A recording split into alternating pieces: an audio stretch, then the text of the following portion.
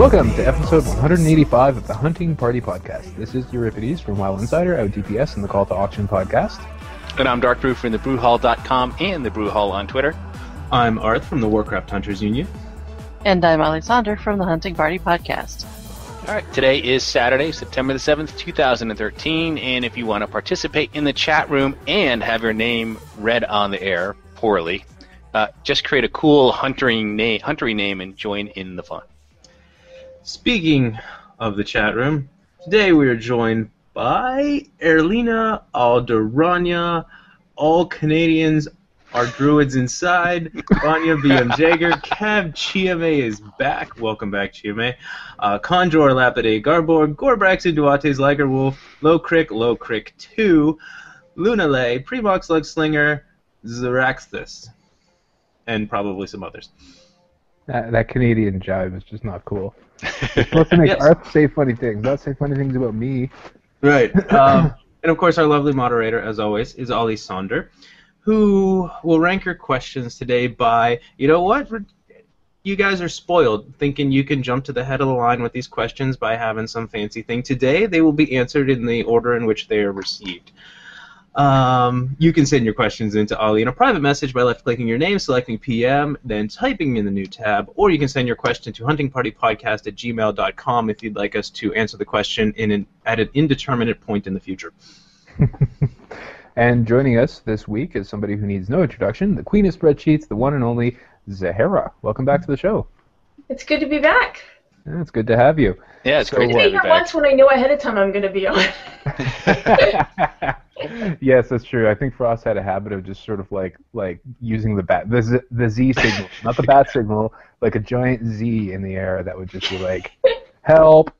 But yes, thank you for joining us this, 3 days before the patch launches or something? Yeah, it's wonderful timing. Wonderful timing. So, I guess the first announcement here is probably on you, Arth. Yeah.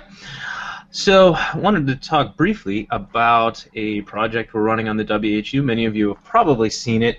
It is the Hunter Community Expansion Revamp Project, which I realize is a mouthful, but I couldn't come up with a better name for it. It was originally going to be the Hunter Expansion Revamp Project, but that would have made the acronym the HERP, and I didn't really want to do that. So I added the community to it, so it's the HCERP. So basically what this is, I had the initial idea for this several months ago. There was some hunter within the community who on a bunch of the forums posted this big long, it wasn't quite a rant, although there were elements of a rant to it, but it's basically, here's what I want to see about the hunter class. And it kind of gained some momentum. Some people liked it, and it got sort of shared around the community. And I remember Ghostcrawler responding to it at one point, and a lot of it was, well, okay, here's what we're actually planning. We've looked at this, here are some points we might agree with, but for the most part he just sort of poo-pooed it. And I said to myself, well, okay, he was able to take some initiative, get the attention of Ghostcrawler and the devs, but maybe didn't quite go about it in a way that was going to enact some lasting change. I thought to myself, well, the WHU has, a built-in audience and a platform from which to do this, so as long as we make it, one, collaborative instead of Arth's Hunter Manifesto, which I don't want it to be, and as long as it's a collaborative experience where I'm taking input from a variety of different people, and two, if it's in such a way that it doesn't really go against, we're not telling Blizzard, here's how we want it, but maybe here's some options to work within the framework and the rules and the vision that you've already created for the Hunter class, that we could potentially make some lasting change going into the next expansion, especially because Blizzard has stated that they want to do sort of an overhaul of the Hunter class. So I won't go into all the details, but you can go on the website, check out the whole plan of it, and what we're going to try to do is break it up into different aspects of the Hunter class, take a look at each one of those. I'm going to take a bunch of input. I've been getting emails, I've been getting a lot of comments on the articles themselves, and I'm reading all that, and those that seem feasible and that a lot of people seem to be behind, I'm going to try to incorporate into the final product. And the end game for this is to have sort of a master list of things to say, okay, we're going to take a look at soloing and tanking, and here we're going to take a look at aspects, and here we're going to take a look at spec differentiation. And if we can have some reasonable suggestions for Blizzard that, again, work within the vision they've already created, but attempt to sort of elevate the Hunter class to where we'd like it to be, I think we can make some actual change going into the next expansion. That's the goal. You remember those class surveys they did? Mm-hmm. I think it was right around just before the beginning of Mists of Pandaria, where they asked people what they wanted, and every time they got such unanimous, resounding requests for something, they put it in and then figured out how to balance it afterwards. Right. And we've done this before. Minimum range came about because of that's exactly the case I was thinking of. Yeah, it sure did. Yeah, that wasn't just a community. That was just they asked, guys, what's the number one thing you would change about the Hunters if you could? And every single person who answered just about said minimum range. Right. So I guess that just goes to show that Blizzard really does listen to us as a class, and this is probably a good way for them to have something to listen to that's not just one person's manifesto, as you put. So that's right. a pretty cool plan. I'm glad to hear that you're doing this. Yeah. I hope it's, maybe there's some naivety thinking that we're gonna do a whole lot with it, but I mean, if we can get even just 2 or 3 small things in there that make it a cooler experience going into the next expansion, I think we'll have done our job. It'll be mission accomplished. And of course, the community surrounding the WHU and all the cool things that we've done make it an ideal candidate for sort of collaborating on all this. So, if you want to contribute, the last couple posts on the WHU are about this. You can just make a comment on the article itself. You can send me an email at arthwhu@yahoo.com. I've been getting a bunch of emails as well, so it's taking off. And starting next week, we're probably going to do about 1 a week for this, because there'll be other news, especially once 5.4 hits as well, that we're going to have to be covering. We won't just be able to do this, but over the next month or two, I plan on sort of coalescing a lot of this together into a finished product that we can then say, all right, guys, go spread this throughout the community and see what happens. Cool. So yeah. So I'll take a look at that after the show, and anybody who's interested, that's WarcraftHuntersUnion.com, last couple of pages, and last couple of posts at least. Mm-hmm. Hunter Week. I remember we talked about this last week. It's almost over.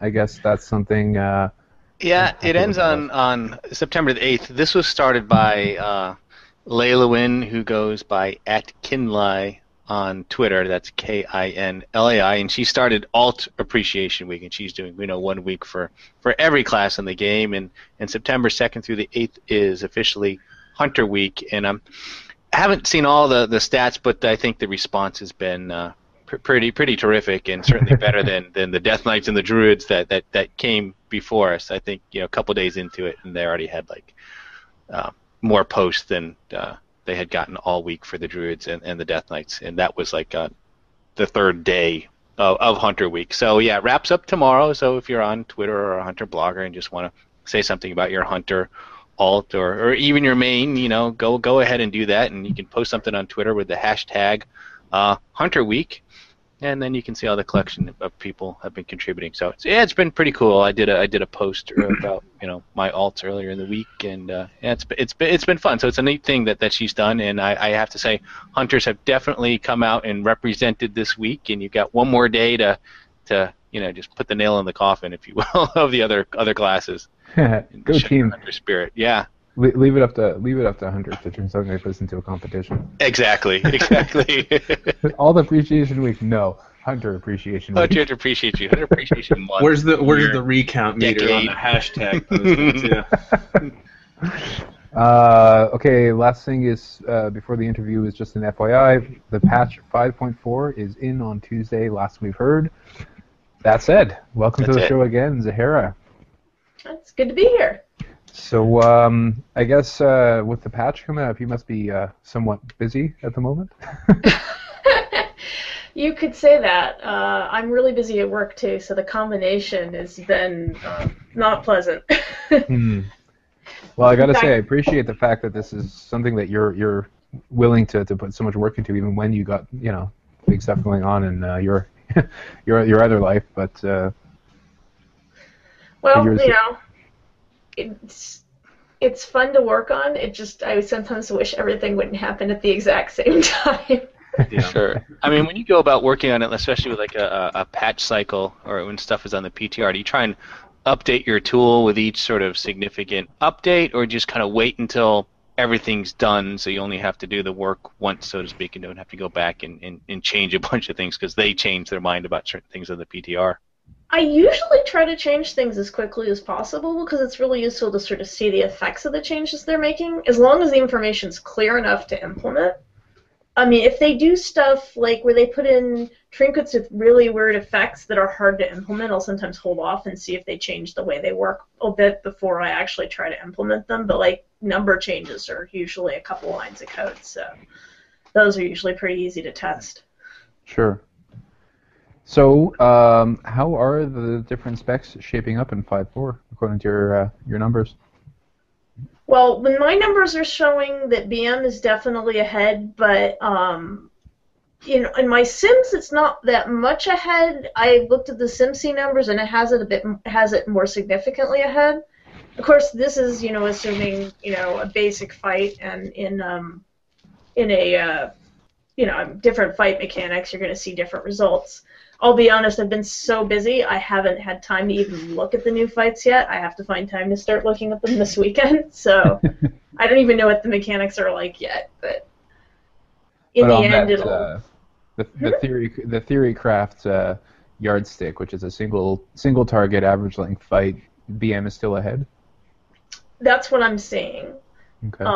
And the fact that it's a bigger gap in SimC makes sense because SimC can do a better job of modeling the stacking of buffs, and BM sees a lot more benefit from buff stacking than Survival does. So makes sim to live, it might not be quite that big of a difference. Okay. Yeah, plus, I mean, pet mechanics are always sort of iffy on some fights, and, then there's a question of AoE and multi-target fights, so yep. It's going to probably... I think in the end, I mean, if you're looking for max DPS on a single target fight, you're going to probably be going BM, but Survival is close enough that if people really want to play Survival, I suspect it's probably still going to be viable. But well, and then the last couple tiers as well, especially this last one, like you said, when you get multi-target fights, which I know is hard to account for because is there 2, is there 10, for how long, that sort of thing, but in the multi-target fights, Survival was... seemed to have a bit of an advantage, and then single target, of course, people were going BM. So it sounds like it's staying pretty true to form for what it was, at least the specs in relation to one another from 5.3 to 5.4. Yeah, that's what it's looking like. I mean, personally, I've been playing Survival because I like it better, and it's been close enough that for me, it's been worth to play. But if you're going max, I think most people will probably be sticking with BM. Yeah. And when you do these sims, are you choosing like the best gear options that are available in 5.4, or do you try it with like different gear levels to see the effect of the stats and everything on various levels? This is a pretty notable question because I actually didn't have a lot of time last night to play around with the sims, but I did a little bit, and in the best in slot gear, the BM was pretty significantly ahead, but when I ran stuff with my gear, Survival actually came out very slightly ahead. So it may just be that BM is scaling better with the gear and the set bonuses and all that. I mean, there's a lot of changes with the RPPM changes and the set bonuses. Assurance of Consequence, for instance, as a trinket is really good for BM, and it's not nearly as powerful for Survival. So, I mean, there's a couple factors that I didn't have enough time to really play around with to figure out where the gap was coming in, but yeah, and talk about that trinket just a little bit. I remember because that's the trinkets now they're doing a little bit more than just oh, here's some more agility or crit or something like that. And that one in particular just looks like it's a must-have for everybody. But so Assurance of Consequence is the cooldown reduction trinket, and for all the specs, it reduces the cooldown on rapid fire. For Survival, it also has the effect in all the specs, it reduces the cooldown on Stampede. But for Survival, it also does Black Arrow. For BM, it does Bestial Wrath. So Black Arrow, first of all, you can only reduce the cooldown so much before you're not going to get much benefit on a single target fight. On a multi-target, it may allow you to multi-dot, but on a single target, you're not going to have, the cooldown, if you get the cooldown below the duration of the ability, you're not going to get any additional benefit out of it at that point. So that's a factor. But for BM, A, Stampede is a lot more DPS for BM than it is for the other two specs. And B, Bestial Wrath is a much more powerful you get more benefit from that as a cooldown reduction than you do from Black Arrow, so in terms of consequences, very good for BM. Also, Haroms, which is the multi-strike trinket, does not proc off pet damage, so it is absolutely terrible for BM. But, I mean, it's decent for survival. It's actually, all the trinket comparisons I saw, having Haroms was necessary for the best DPS for survival, but it's still kind of weak compared to, like, what it should be, because, I mean, even survival, 15% plus of your DPS is still coming from pet damage. So... Yeah, it might make the most sense in, like, MM, where you have, like, the haste buffs and stuff, but even that, there's always going to be a percentage coming from our pets, so I can see why. Well, I mean, really what it boils down to is, for survival, the best trinket combo is decent, and for BM, it's very strong. But BM's only really going to have two good trinkets, and survival has, I mean, basically you're going to want, it looks like Haroms probably, but either the other two trinkets look like they're decent to go with it. In some sims I was running, Assurance came out ahead, and some Ticking Detonator came out ahead with survival, but both combos that came out with the best DPS involved Haroms, so. Yeah. Well, you're really touching on a lot of sort of the nuance that players will be dealing with, because it's not all cut and dry, like here's your best gear or here's the best spec, because then if you get a trinket that's terrible for BM and you're really close with these two specs, then survival might end up being your best, something like that, which I don't think is the worst situation to be in, but it's something that a lot of players, especially progression raters, are going to need to be monitoring. Well, one thing that's kind of spoiled us as hunters is that the gearing and itemization for BM and survival has been fairly close for a while now. So we've been able to swap back and forth without very much impact. I think you can still probably make good numbers with gearing similarly, but you're going to have, I mean, like, Haroms is totally a no-no for BM, so you're pretty much going to have to swap trinkets in that situation. Now, do any of those have secondary stats on them? I don't recall. In other words, are there reforging impacts with switching out those trinkets, or would probably be okay? There's secondary stats on some of them. I can't remember which ones offhand, but it's like mastery or something. It's not something where it's like expertise you have to reforge your gear around. They don't put hidden expertise on trinkets anymore. They've learned that lesson. God, I hated that so much. Yeah, that was the worst. And it was, 2 tiers of content ago, we were already dealing with that BS.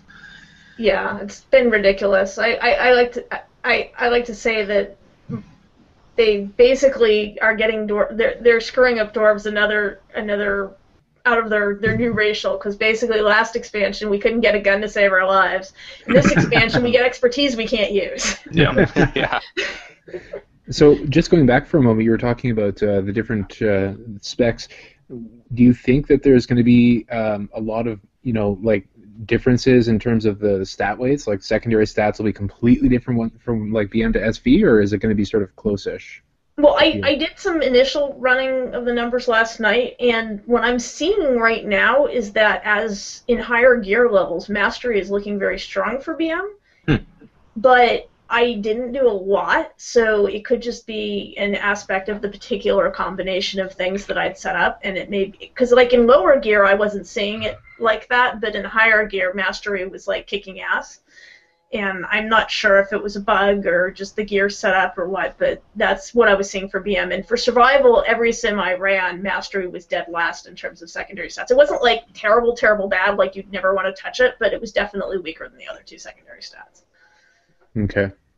And the sims I saw in my current gear level, it's kind of looking like, obviously we're probably going to want to go back to crit for for survival, but haste didn't look like it was terrible either. I mean, it wasn't that far behind Crit and The Sims, but again, I haven't really had time to go super deep yet. I see. And have you had much time to model the differences with readiness being gone? Is that something that you can really see an effective right away, or is it something that's sort of just balanced out by all the other changes? Well, I mean, readiness being removed obviously is an impact. They tried to tweak our numbers to compensate for that, but it's kind of hard to really separate that out from some of the other changes they made. The RPPM changes were fairly substantial, and those affect all classes, but not to the same degree. So now, So they had to compensate for that as well, but they kind of know that like every class was losing DPS to RPPM, and that they were kind of okay with. So when you sim like Glide versus PTR numbers, there's all these factors that are coming in. It's not just the readiness factor. So that's probably the biggest question I've received in the last few weeks is, all right, we lost readiness, and I don't know that everyone's accounting for like the RPPM changes, but there have certainly been others. However, the biggest question I've received is, are these buffs that we've gotten to some of our shots, sort of the compensatory buffs that we've gotten after losing readiness, did those make up the difference? Are we going to be around the same, a little bit lower, a little bit higher than we were? I know it might not be, we might not have a definitive answer on that yet, but that's been the biggest thing that that I've seen hunters worrying about, is that do you have a sense of where we're falling right now, or is it still just a little bit too early, or not quite enough tests run to know? Well, I think it's very hard to tell because, I mean, the only objective information we have is like a SimC report and comparing that. But the problem with that, of course, is that every module is managed a little differently, and some classes sim better than they actually play. And so you can look at the charts and you can say, oh, we're really low or whatever on the thing. But you can't really tell if that's actually an accurate representation. And I think this is one of those situations where people are asking the wrong questions. Yeah. It sounds like it, yeah, because your answer is sort of elucidating the complexity behind the answer that not a lot of people, myself included, are really accounting for when we're thinking about it. So, yeah, I mean, the other thing is you can look at like what people are doing on PTR, and some people have, there's some sims, there's some reports out there from people doing stuff on PTR. I've heard some people who are saying hunters are not doing well on PTR. I've heard other people say they're doing fine. So it's really hard to get useful data because there's so many. I mean, everyone has sort of their own experience, and PTR is not really a good. I mean, until it gets to live, it's really hard to tell whether to trust the information. Presumably, the devs are, watching what's going on PTR. They're paying attention. They're going to pay attention to what happens on live. If the numbers are weak, I suspect they'll buff us. I don't know how quickly they'll do it, but they've gotten a lot better about making tweaks. Yeah, and in the last in process. Yeah, in the last couple months with the 5.4 changes, they've said we know hunters are a little low. The goal is to get them a bit more competitive, but by the same token, a lot of the ones like Fire Mages got some significant nerfs. They were one of the ones that were on top. So it's possible for us to have zero change to our overall DPS or even go down a slight amount, but relative to other classes, other specs, actually be in a better place than we were in 5.3. So that's what I've been stressing, is that we kind of have to take the whole picture in. It's not just, hey, are we going up or down? Well, and part of the other problem is they balance things around the gear that they're putting in 5.4, and we're looking at what we're wearing now, and so even when we get started, we're wearing a lot of gear that it's not the gear that they're balancing for the next tier. They're looking at the set bonus we get next tier, the trinkets we get next tier, and that's going to change the mechanics again. Yeah, let me ask you a question. Sorry to interrupt. If you were to just do a sim with 5.3 rules and stop using readiness, just not have it included in the rotation, how much of a loss would that represent for BM, for example? I haven't actually tested that, but I think I would guess it's probably a few K. And if you were to do the same thing, only this time imagining that Stampede does 4 times more damage than it does on currently, would you say it's about the same range? Or would that be less of an effect? I don't have the numbers in my head, so honestly, I could tell you without. I mean, you could test it very easily on my site and see what it tells you, but. Yeah, I think I might actually do that. But if I wanted to sim Stampede, doing 4 times the damage that it currently does, is there a way to do that, or would I have to go? Well, you for can just look at what numbers it says and then just multiply and then just do 4. that. Mm-hmm. Okay.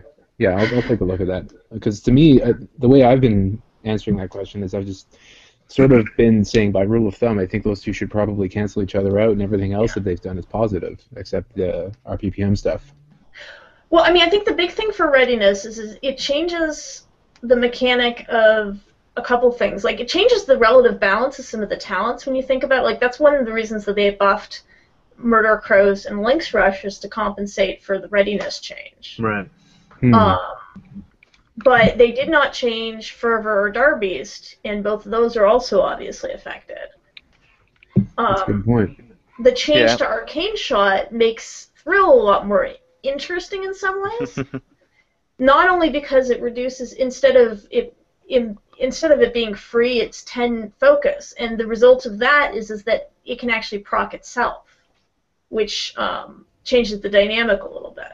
Yeah, we've sort of been talking about that talent and wondering if that was going to be something that people would want to take now, especially because of the changes to Arcane Shot. Yes, it costs more focus, but this will reduce it. It does more damage. It interacts with the tier set bonus, the 2-piece, and so there's just a lot of thought that the Thrill of the Hunt might be a good talent to have now. Yeah, I mean, my sims that I ran last night, I was seeing that Thrill at top gear levels, Thrill was actually pretty much neck and neck with the other talents. I don't know, like, again, if that was just an artifact because I didn't spend enough time on it, but one of my sims had in BM, it was actually the top in one of my sims, so. But that was in, like, full heroic Warforged tier 16 gear, everything up the wazoo, so. Well, still, if that's what they're balancing stuff around, and then you get this tier of abilities where everything's pretty neck and neck, that's awesome in terms of design philosophy, because that's exactly what Blizzard's going for. So even if your results are a little, even if they're not completely finalized or you need to run some more tests to be sure, if they're relatively close, that's a great sign. Yeah, I don't think Blizzard actually wants them to be neck and neck, though, because Thrill is a passive talent. Right. True. But I guess that's a question. It might have been Survival that I was getting those results. I have to look at it again. One of the specs, Thrill was coming up on top.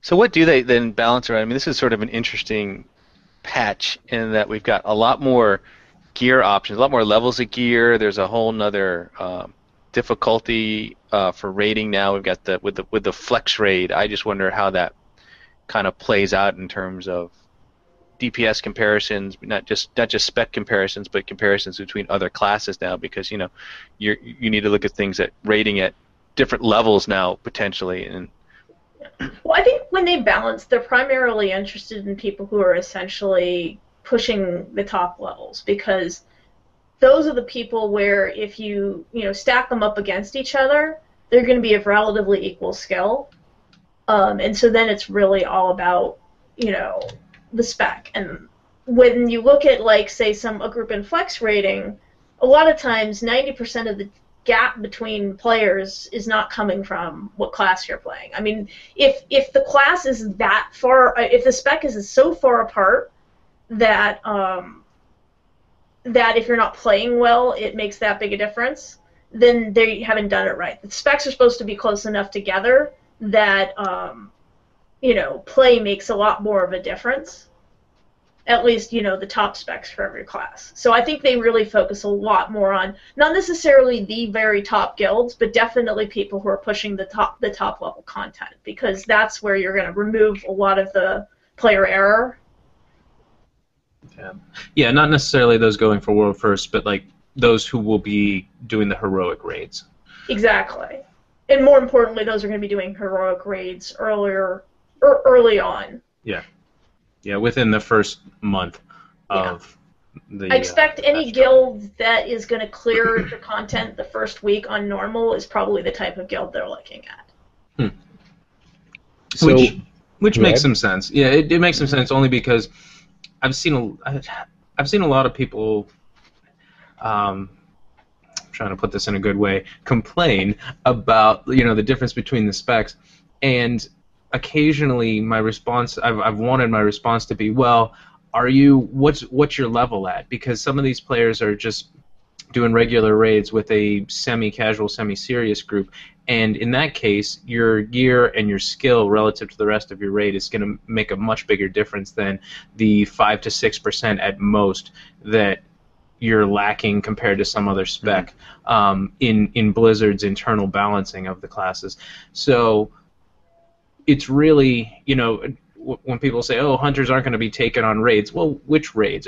We're talking about maybe the top 1-2%, which isn't going to affect the vast majority of players. So I think that when they're talking about balancing, we're talking about these things, we are talking about sort of the minority there on top that's doing that higher level content. And for a lot of maybe good players, serious raiders, but those that aren't really pushing the content constantly, it's not going to be that big of a deal. You're never going to say, oh, well, you're a hunter, we can't bring you right now, we're going to bring this mage instead.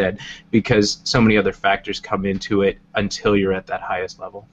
Well, I also think it's very much a 10 versus 25 thing. We have very different results because in 10, most groups are going to want a hunter just because we have the ability to cover whatever's missing. Yeah. And that is actually huge in a 10-man. At 25, it means almost nothing. Yeah, and in a 25, what they're going to want more, they're going to be more interested in is, do you provide utility that we need, an extra tranquility, and, honestly, that's an area where hunters are extremely weak. And that's been a common complaint for hunters all last year was that they're getting sat not necessarily because their DPS was weak, but because their DPS wasn't terribly compelling, and the other people who do DPS can also provide something else that they can't. Yeah, bring another lock for an extra portal or something. Right. Yeah. So, if you wouldn't mind going back a moment, we were talking about RPPM. Did you want to explain the most recent RPPM changes, just in case there's anybody who's not been following along with it? Yeah, RPPM has gotten very, very confusing for people. I think Blizzard has done a great job of confusing the hell out of everyone with how it works to begin with, and it gets worse every time. The amount of times I've had to explain to people that most RPPM trinkets the proc rate does not scale with item level. Most people still don't understand that because they just haven't communicated it well at all. For anyone who's not clear, the only trinkets that scale with the proc rate scales with item level, and this is on live and also on PTR, are the ones that do not have a stat which scales with item level on the proc. So like re-origination, for example, because it's essentially the same mechanic regardless of what item level it is. They had to have the proc rate scale with level. The big change they're making is that right now on live, every single item that procs RPPM, there is a haste modifier that gets applied to the proc rate based on, whatever your highest level of haste is. And that means that stuff like focus fire and rapid fire, anything that's haste would affect it. Heroism. The one exception that people are aware of, that mostly aware of, is the attack speed buff is not haste, so that one doesn't count, but most things do. What they're changing is they've decided it's too powerful to have haste affect most of these items, so the only ones that now get affected by haste are ones where you don't get some other benefit from the haste from the proc. So most trinkets now will not be affected by haste with the proc because the proc gives you, like, say, Mastery, and Mastery combines with your existing haste to provide additional benefit anyway, so they're calling it double dipping. So they've taken that out, and the only ones that now are going to be affected by haste, the proc rate, is stuff where it doesn't actually benefit directly from your haste. So one example is the Meta. The Meta is just a damage proc, just a straight-out damage proc. So that one will still scale with haste. The new legendary cloak proc, I believe, is also scaled with haste, but I have to double check that one. our current tier bonuses scale with haste, but the new tier bonuses in tier 16 aren't even RPPM based, and most of the new trinkets aren't RPPM. So, Really? yeah. For example, Haram's the multi-strike trinket is actually just a straight proc chance off of everything that can proc it, which for hunters is everything that is not a pet. Hmm. And it has no cooldown or anything. It's essentially, you can actually math out a Haram's trinket very easily, because it's essentially just a percentage of your damage. Oh, fair enough. Because every proc that it has, it does a certain percentage of the item of the damage that procced it, essentially. Okay. So it's just a percentage of your damage does a percentage of that damage. Yeah, So- it seems like they've gotten really interesting with the trinkets, this time around, to the point where it almost gets annoying because you'll probably want to jump into LFR and Flex and any place else just to get your hands on one, regardless of the level, as soon as possible. Yeah, actually, I did do some sims last night on comparing the trinkets to the new tier trinkets, and like for instance, in my case, I'm still sporting the regular bad juju. So it's 528 plus, upgrades. And the new Raid Finder gear is 528. So I simmed it against using the new trinkets, and all of them simmed at least slightly above. I think for survival, Haram's came out like 3K ahead of it. And that's just the 528 version comparing to the new trinket at the same eye level. Yeah, and keep in mind they're staggering the releases for the LFR, so it'll be Right. you can't go there Tuesday, run LFR, and get all your stuff. You'll have to wait a couple of weeks. But Right. still, But it's a very different situation from the last tier when we came in with a very, very strong. I mean, Bottle was really, really strong. The Dark Moon trinket was really, really strong. And when they first implemented our PPM trinkets, they were kind of on the weak side. And we would pick up new trinkets in the new tier that were normal level, and we weren't even sure if they were upgrades. So this time I think the new trinkets are very clearly going to be upgrades. I don't think we're going to be confused about that. Okay. So I figured we'd take a break between these questions and pop down to some listener Q&A just to make sure we get it in. So one of the questions here is from Premok, who wanted to know if you have any interaction with Ask Mr. Robot, if there's any synergy between your two sites.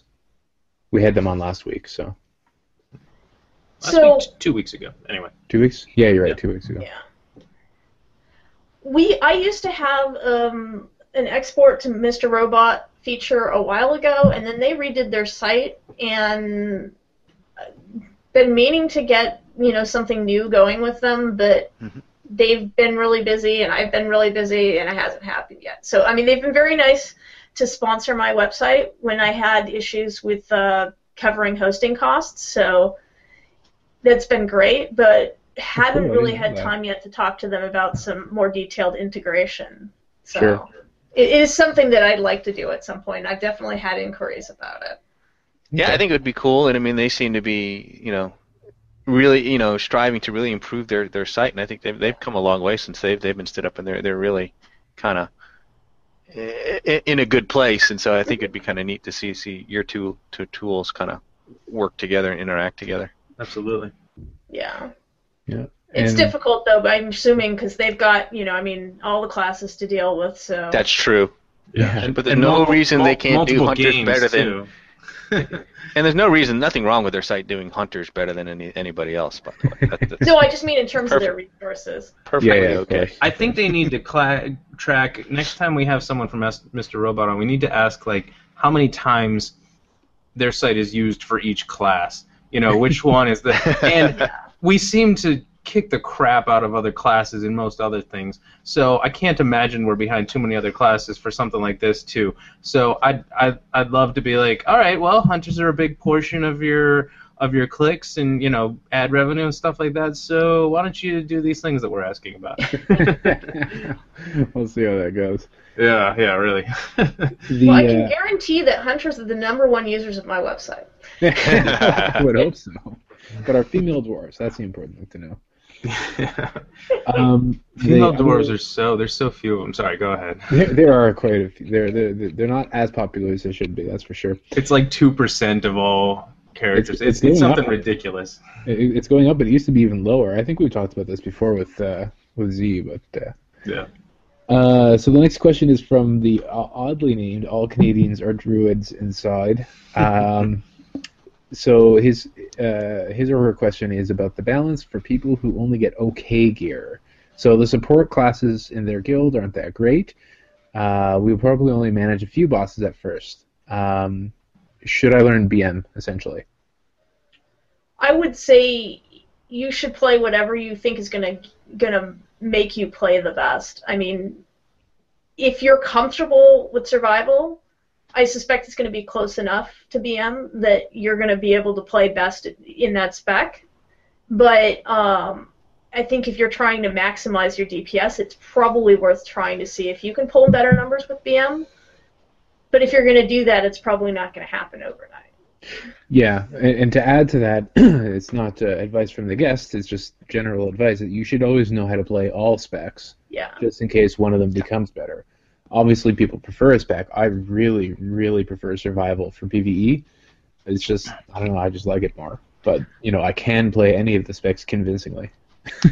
Yeah, I like to think that too. And like I said, I'm sort of leaned more towards survival this last expansion. Though I've enjoyed BM this expansion, but I would agree that you should want to learn how to do each one. And now we've got that whole new Proving Grounds feature coming in this patch, where it gives you a chance to really practice each one and give you kind of like a real simulation as to how you're doing. Right. Sure. There's always target dummies. There's going to be Proving Grounds now, so there are opportunities if you're interested. And I know, Darkbrew, you've been big on this in the past, where say whatever you play the best, that's probably what you should be playing anyway. That's my mantra. Yeah, especially in this expansion. In the past, it hasn't always been that way. So like the very beginning of like Wrath, if you were playing something that wasn't BM, and then when it got nerfed to Oblivion, if you were continuing to play BM, you were really hurting yourself by a lot, by as much as like 10%. So a significant portion that you would see on the meters on a weekly basis. But right now, it's minimal enough that really you can be playing whatever you want. However, it doesn't mean it's always going to stay like that, especially if, say, they decide to go a different direction with the class and make certain specs more specialized for different things. Say we end up with a PvP spec, or they make one sort of a multi-target AoE spec, and you need to play BM for a single target, something like that. It's good to be able to learn new classes quickly, and we do have the tools now to be able to do that. Well, one other thing to think about for if you're raiding 10-man especially, and you're not comfortable with BM, it's worth getting comfortable with it, because the wrong person is out of the raid that week. There's some buffs that only BM can provide. Yeah. Right, that's a good point. That's why I've liked BM the most. I'll play any class. I'll follow the DPS, but that's why I've enjoyed BM the most, because my rating's been all 10-man, and like Z said earlier, we're great in 10-mans because usually, unless you're really well balanced, you're missing one or two buffs, and so I'm always bringing something very useful to the raid. And a lot of times it's because I'm BM. It's one of those obscure ones, or if nothing else, you can double up on, like, say your bloodlust person goes down or something, you have an alternate, so you can even double up like that, and that's not necessarily possible in all the different specs. So at the moment, in terms of raid utility that way, I've enjoyed BM the most, but it's all going to fluctuate, which is why it's good to be adaptable. Sure. So Zahara, we talked about Proving Grounds a minute ago. Have you actually had a chance to play around with them yet? As I said, I've been really busy with work. Okay. The only time I've had to spend on the PTR has been log in, test the mechanics of something so I can implement it better, and log out, pretty much. Okay. I've heard stuff about it, but I haven't had a chance to play it. Yeah, we're just curious to see if it'll work well for sort of theory crafting. I mean, they spawned out of the idea that target dummies were just too plain and vanilla, and that this was a chance to give a real raid sort of simulation for players to practice and see how they perform, and I didn't know. So we're just curious from a theory crafting standpoint, is this going to be a useful tool, or is it now just turned into just sort of a fun game feature similar to, say, like Brawler's Guild or something along those lines? I'm not sure if the way that the thing works is best suited for theory crafting because I haven't been inside. I was under the impression they were going to also test like other player mechanics, like, you know, CC or, you know, things that it's not just about just killing things, but also about using your skills. So it might not be perfect for theory crafting, but like I said, I haven't been inside, so I'm not absolutely sure. I think the goal primarily for it was actually to give people a way to learn a spec without feeling that they have to subject other people to it. Yeah. Yeah, like I said, I haven't had a chance to play around with it either, and so I'm wondering if you can, like, if it'll give you all the buffs in the game kind of thing. I don't know. I'll have to see. I'm looking forward to trying it when it goes live, though. Yeah. And the other one I wanted to ask you was about the legendaries. How far behind is a player who's not up to date on their legendary quest line? I'm sorry, 1 sec. I'm having trouble hearing you. There's the leaf blower you're talking about. Yes, the leaf blower's here. Great timing. The Chainsaw Massacre. Boss. Yeah. Let me see if I can turn up the volume a bit. Cool.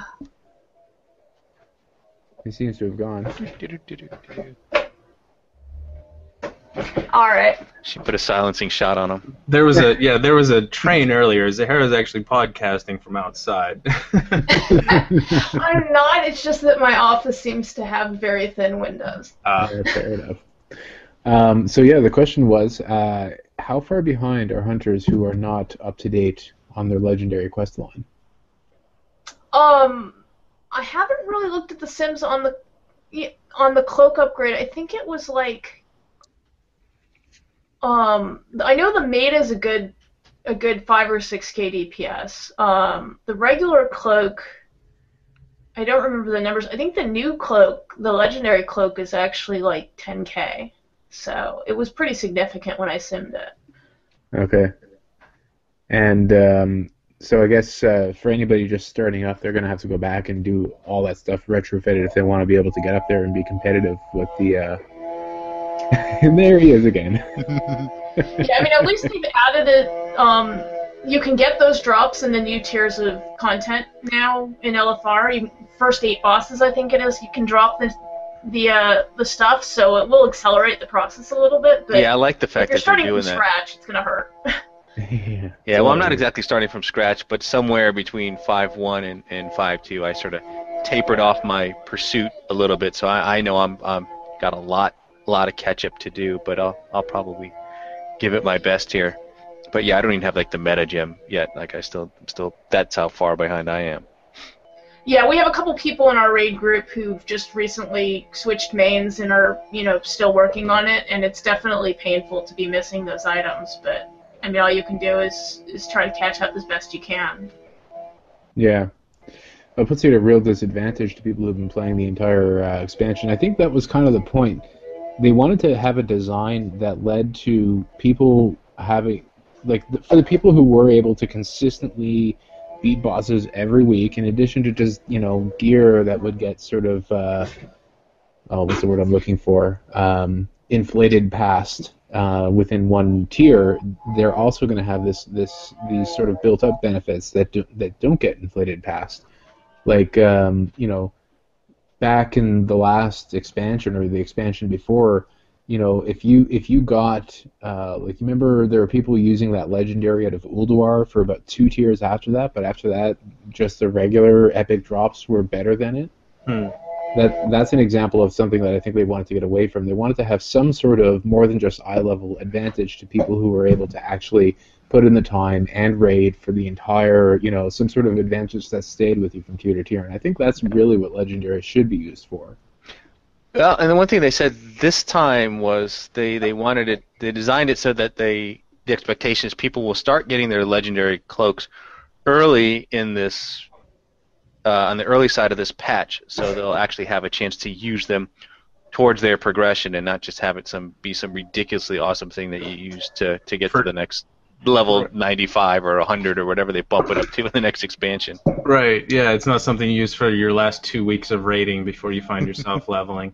I enjoy that. I think the legendary model, I didn't hate it before, but I think this is probably better from the perspective of what they've tried to do with legendaries and getting more players in on the rewards. Yeah, for sure. And to that end, too, it should be noted that I think Garrosh, the final boss of the expansion, actually drops BOA weapons instead of which you will be able to last you through the next leveling process, which I think is actually a pretty smart idea. Yeah, heirloom weapons. Heirloom items, yes. I'm excited about that. That's wicked cool. And the first time one of those drops for you, so if eventually you have them on farm, the first time one of those drops for you, it'll be your spec. So like as hunters, we'll get I think it's a bow. We'll get the bow, but then the next time you have a random chance to get any of them. So if your alt isn't necessarily a hunter, you get these BOA heirloom items that are wicked good, and you get to use them for whatever. So I love that mechanic. I love that they're implementing that. That's one of the cooler things about the loot drops, I think, in this upcoming patch. Yep. Now, did you guys want to go to this last Q&A or try the listener email, or what do you want to do? One thing I have one question. Another question for Zahara, and one thing we really haven't touched on is marksman. We've been talking about survival and BM, and is marksman still sort of just dead at this point, or is there? They tried to make some improvements to it, but where does marksman really stand right now? I mean, would people want to play marksman? Should they feel good about doing that, or is it just something we're going to avoid again until potentially the next expansion? Well, some of the changes they've made in this patch actually make marks more interesting, especially, I mean, rapid fire uptime is going to be significantly higher with marks. With Marks' aimed shot mechanics, it actually means you're going to be using aimed shot a lot more. So it certainly makes it more interesting, and they've definitely tried to keep it up. I think Marks' real weakness this entire expansion has not just been, though, that it's not a DPS thing so much as it's about BM is kind of considered best single target for most cases. Survival's been really strong at AoE, and Marks has kind of not really had a niche. So the logical thing has always been to just run with BM and Survival as your two specs. And yeah. I mean, I think it's just the nature of any time you've got a limit on you can have two specs at a time, you're gonna gravitate towards the ones that are best at the two tasks you're most likely to do. Yeah. And that's not the worst thing in the world to happen, especially when we do have at least two viable, raid viable specs. Right. No, it's not. In the Sims that I run, Marks does not look that bad, but I mean, it's so hard to tell because no one's playing it. Yeah, I mean, I asked that because I'm sure there are a lot of people out there that really like Marks. I mean, it's probably if they, or up to them, if so to speak, they would play Marks because it's their favorite. But since they read that BM is better for single target, and like you said, SV for AOE, that's what they'll choose that combination and not play Marks, just assuming that But I think sometimes the actual disparity between the three versus what's perceived can be pretty drastically different, and it may not be as bad as people think. And if it is your favorite spec, you might want to give it a try and have some fun. Right. Well, the truth is, BM's gotten a lot better at AoE too, and so even though Survival is perceived as sort of the spec for AoE still, if you're good at manipulating your pet, BM can be very strong for AoE. So that may also make it easier for you to run a second spec. But I mean, it's really. People are always going to flock towards whatever's doing strongest. Yeah. That's just the nature of it. Yeah, absolutely. And this whole expansion, I haven't been sad that MM has sort of been the forgotten spec because it had an identity when it had exclusive access to readiness in the last couple expansions, and that, to me, was what separated it and at certain times made it my favorite spec to play because we had that extra, it gave us some extra utility, not just with DPS cooldowns, but with other stuff as well. I really enjoyed that aspect of it, and when they gave that to everyone, and now, of course, they're removing it, there's really been nothing that's separated MM from the other two that makes it feel unique to me, so there's no real desire. So at this point, it's more fun to play BM because of the different pets and the buffs and things like that. Knowing that I'm going to be helping out the raid, I don't have a desire to play MM. So I think if there was going to be a spec on the bottom this expansion, I'm happy that it was that one. But I do hope that they give it a more unique identity as part of the revamp going into whatever the next expansion is.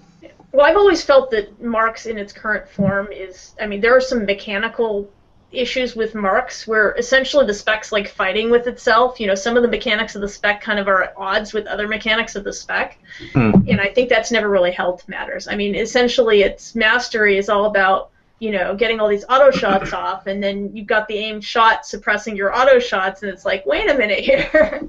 Yeah. And you do a lot more aim shots. I've actually never thought of it that way. That's an interesting take on the different mechanics of MM. But yeah, that's a good point. Yeah, anytime you add two things together and you get less than twice with what you had, it's never it's never as good as the other way around, right? So, you know, in BM, you know, or SV, the more you have of something, the more you have of everything else that touches it, and that's kind of the feedback cycle that makes any class, any spec be good, and I think it's kind of missing in MM. I think there's always been a little bit of that dichotomy in MM, or the fighting with itself is a good way of describing it. But in the past, we've had things that allowed us to short circuit all that. Like, you know, it was Armor Pen back in the day, and you know, in last expansion it was other stuff. You know, the bleeds, for example. But anyways, so that's basically. That's a pretty good analysis, I would say. It's probably going to still be viable for PvP, of course, but that's not really what this particular episode is about. So, sorry, one last question I did have in regards to MM. If you had to say, like, on just sort of an approximation, how far behind BM is it on single target? In the Sims I'm doing, it's actually coming up pretty close to survival. Okay. And possibly even slightly above it. But, like, again, I haven't done a lot of detailed stuff. And one of the big issues with MM and simming is figuring out the right way to sim it, too, because it's so complicated to play properly. And no one really, because no one's playing it, there really hasn't been the same level of analysis in terms of what is the best way to use aimed shot and, you know, which combination of things will produce the best DPS. And so, I mean, it could be even stronger than we think, but because nobody's really putting the same level of analysis into it, we don't really know. But, I mean, I would honestly say, based on the Sims, it does not look bad at all. It's just, you know, whether or not people are playing it to the best of their ability, because I think that Marks is also probably harder to really get those numbers out. I think of all the three specs that hunters have, survival is the easiest to pull the numbers you're capable of in. And BM is very, very dependent on sort of timing things well and really taking advantage of your cooldowns. And Marks is really about knowing what to do with all the weird stuff that sort of conflicts with each other, and, you know, when to use aim shot, when to use arcane, you know, I mean, there's, you know, planning out when you're going to make sure that steady focus stays up, that sort of thing. So I think it's just that it's really hard to play to its potential compared to the other specs. Yeah, I hear that. Okay. Well, do you guys want to go ahead and do the outro, or do you think we have time to do the last question there from the Q&A? I think it's your call, boss. I don't, I'm indifferent. We can do the QA. I think it's, let's do it. Well, I'll read it. It's from Garborg. And it says, as a hunter has been playing and raiding off and on from the time we had bunkles in our offhand, what is your advice to an old hunter who finds all the flavor, color, and fun of weaving shots washed out of the class? You see the game in class rewarding skill in weaving shots and avoiding the bad stuff, trapping and kiting again, or is it forever lost? Yeah, that's something that, you know, yeah, it's a good question. What are you going to say, Arth? What's a bunkle? Yeah. I don't. I'm pretty sure it's a carbuncle, isn't it? Like, was that an item in vanilla or something? Because I started playing in BC, so like that's the only thing I can think of if it's an actual in-game reference.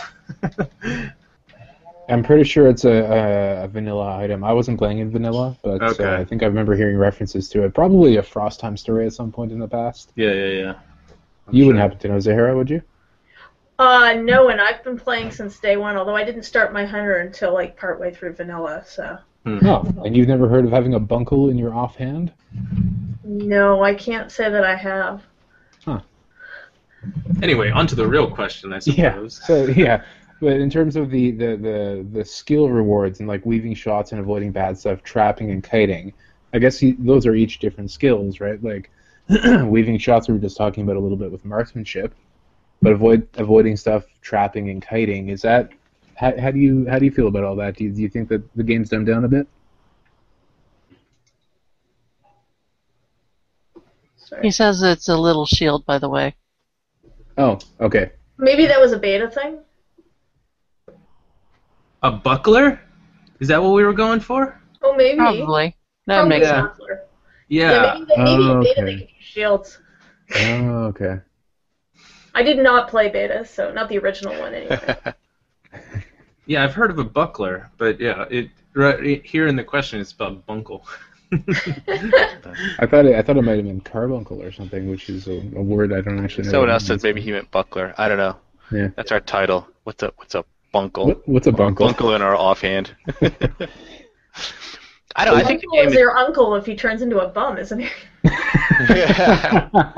I think anyway. I do think some shot weaving is going away. I mean, we used to have to weave shots in between our auto shots, sort of stutter step, which we don't have to anymore. We used to aspect dance, which they got rid of. So it seems like the design philosophy of Blizzard has been to slowly eliminate that as a hunter skill. Now, I wasn't always the best at stutter stepping. I remember watching a video of what was that? Kriparian. Yeah, of Kriparian playing, and just marveling at what he was doing with weaving shots between auto shots. And I was never at that level, but I enjoyed all those little things that you could work on in addition to your regular rotations. So I was a little sad to see it go, but it seems like that's not something Blizzard wanted to happen, so they've steadily removed those mechanics from the game. So I doubt it's something we'll ever see back at the same level it was in past expansions.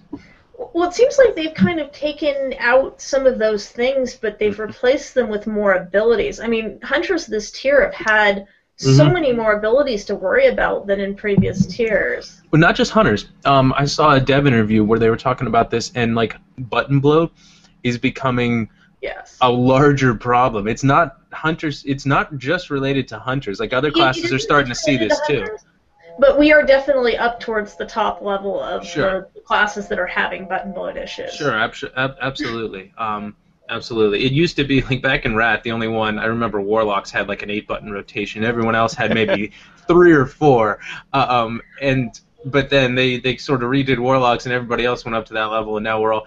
there are certain problems that I see with that, and, of course, it goes back to... I did a long article on ability homogenization, where everything starts to have sort of same-ish damage, so you can spam one shot, not really have any skill, and do maybe 90% of your potential damage than if you were doing your real rotation, just because you have so many, so no one ability is that much higher than the other. So I'm not a huge fan of that, but it's a growing problem. It's also something I hope to bring us back around. It's also something I hope to address and take some input on in the revamp project I'm running on the WHU, to get some community input on that, to see what we might be able to do, some suggestions we might be able to give to Blizzard of what we'd like to see. Yeah, I think some of those things have just been that we used to have to do or be able to do. It's not that we can't do them even, things like chain trapping or things like it's just that the mechanics or the situations that call for that, they're not putting in the game anymore. And as far as like boss mechanics, instead of having to kite around a lot of ads or do things like we did was it Gluth in Naxxramas? I think Gluth and Morose was another one where we would trap one of the ads and you could keep it locked down the entire fight. They just don't put those types of mechanics in the game, and now there are things along the lines of click this and fly through the sky and they're more gimmicky things like that. Well, there's a little bit of that in like Heroics, right? In Heroics, you're much more likely to have to, for example, kite an ever-growing number of ads that it's impossible to have the damage to actually destroy while working on the boss. But I think part of it comes from the changes they've made is because when you put in mechanics like that, you're far more likely to get a situation where people feel that they have to stack certain classes to execute those things. So they've kind of tried to get away a little from having mechanics where, if you don't have the right class to do something. I remember in last year how many fights it was that having a Frost DK just made it so much easier because they had the magic,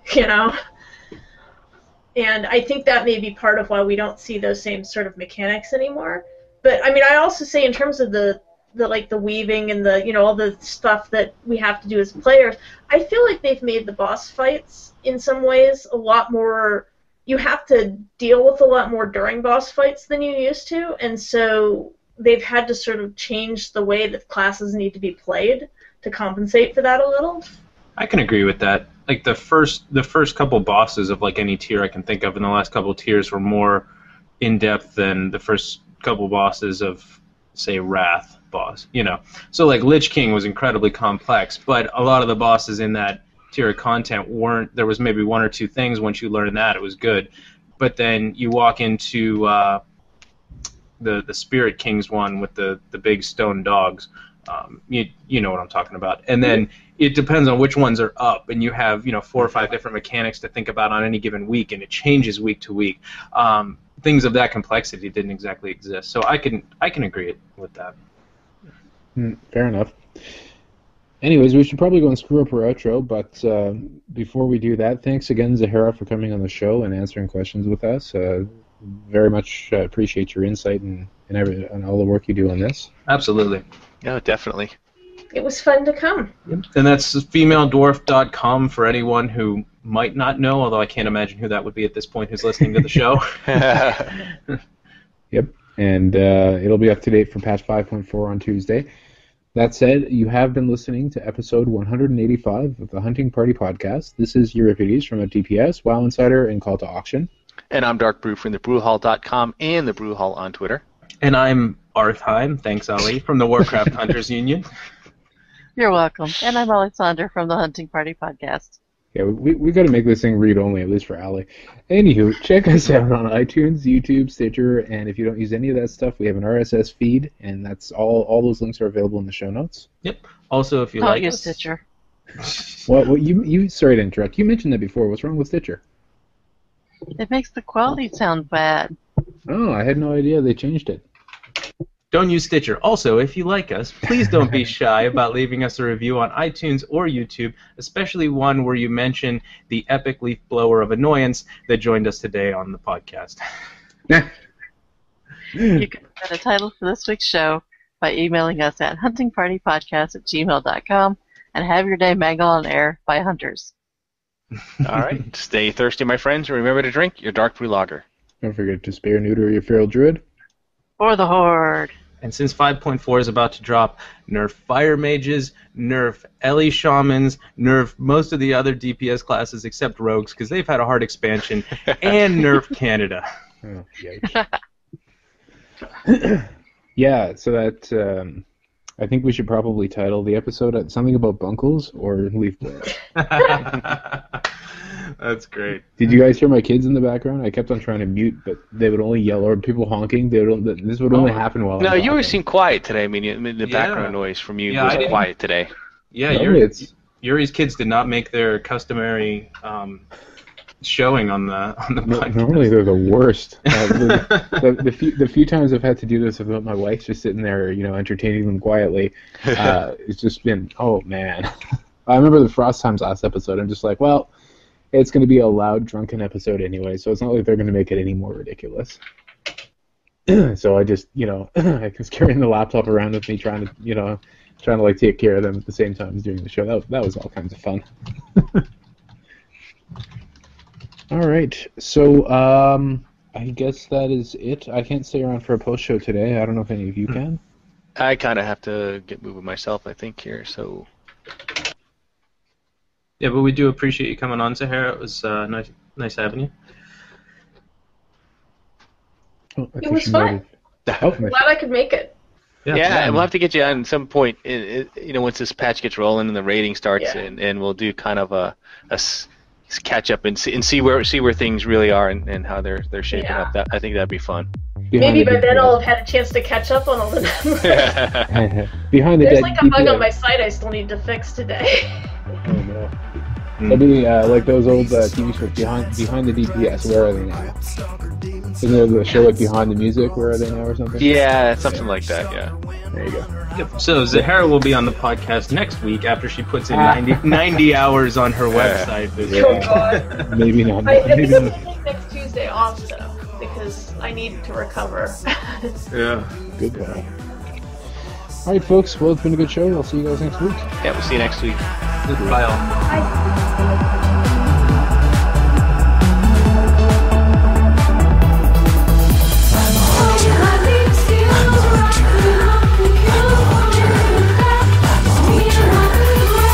Viper to cheetah to dragon hawk. No time to waste, cause I can jump shot. BM, MM, and SB. I can rock out any tree.